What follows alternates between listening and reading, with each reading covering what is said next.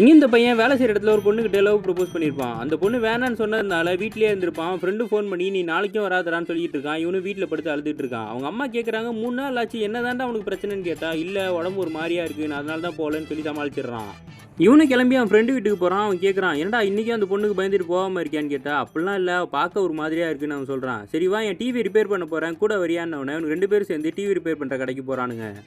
அந்த TV repair பண்ணுற கடைக்காரன் கேட்குறாரு ஏன்டா ஒரு மாதிரியா இருக்கான்னு சொல்லி. இவன் ஒரு பொண்ணுகிட்ட லவ் ப்ரப்போஸ் பண்ணாமல் ரிஜெக்ட் பண்ணிட்டா அதனால தான் இப்படி இருக்கான்னும் போது, அதெல்லாம் கவலைப்படாதடா எல்லாம் சரியாக போயிடும் நீ வேலை கிளம்பி போன்னு சொல்லிட்டு இருக்கும்போது அவன் ஃப்ரெண்டு சொல்கிறான் அதுக்காக என்னடா வசியமாக வைக்க முடியும் மூஞ்சிக்கெலாம் செட் ஆகாதுடான்னு சொன்ன உடனே இந்த கடைக்காரனை சொல்கிறாரு அப்படிலாம் தப்பாக பேசாத வசியம்லாம் இன்னும் நடந்துக்கிட்டு தான் இருக்குது, நானே ஒரு பொண்ணுக்கு வசியம் வச்சிருக்கேன்னு உடனே இவனு ஷாக்காகி கேட்குறான் அதெல்லாம் உண்மையாக நடக்குமா உங்களுக்கு யாராவது தெரிஞ்சால் நம்பர் கொடுங்கன்னு சொல்லி நம்பரையும் வாங்கிக்கிறான்.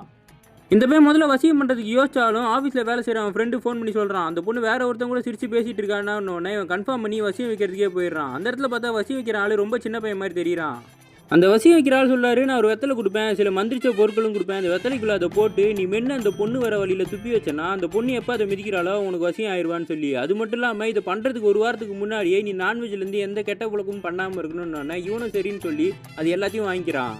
இந்த பையனோட ஆஃபீஸில் வேலை பார்க்குற ஃப்ரெண்டு அந்த பொண்ணு எப்போ போகிறா எப்போ வரான்னு சொல்லி ஃபோன் பண்ணி இவன்ட்ட சொல்லிட்டு இருக்கிறத அந்த பொண்ணு பார்த்துடுறா. அவனை பிடிச்சி திட்டி விட்டுறா நீ என்ன டிடெக்டிவ் வேலை பார்த்துக்கிட்டு இருக்கியா இன்னொருத்தர பின்னாடி சுற்றுலா வேலை வச்சுக்கிட்டோம் மண்டையை பொழந்துருவேன்னு சொல்லிட்டு அவரும் போகிறா.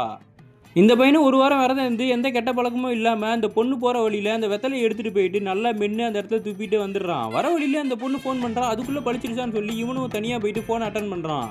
அந்த பொண்ணு சொல்கிறா எங்கள் வீட்டுக்கிட்ட உன்னை பார்த்தேன் உனக்கு உடம்பு சரியில்லைன்னு சொன்னாங்க இப்போ பரவாயில்லன்னு கேட்டால் இப்போ பரவாயில்லன்னு சொல்லிட்டு இருக்கான். நீ என்னால் தானே ஆஃபீஸ்க்கு வராமல் இருக்க நீ கிளம்பி வா பிரச்சனை இல்லைன்னு சொல்லும் போது சரின்னு சொல்லிட்டு வந்துட்டு இது எல்லாமே பழிச்சிரும் போல இருக்குது அந்த பொண்ணே நான் ஆஃபீஸ்க்கு வர சொல்கிறாடான்னு கேட்டால் நம்ம வசியம் பண்ணதே ஐ லவ் யூ சொல்கிறதுக்கு தானே அவள் ஐ லவ் யூ சொல்ல தானேன்னும் போது எனக்கு இதுவே போதும் அந்த வசியம் பழிக்கலனாலும் பரவாயில்லன்னு அந்த பொண்ணை பாவம் பார்த்து தான் இவனுக்கு ஃபோன் பண்ணியிருப்பான் இவன் லவ் ஓகே ஆச்சுன்னு நம்பிக்கிட்டு இருக்கான்.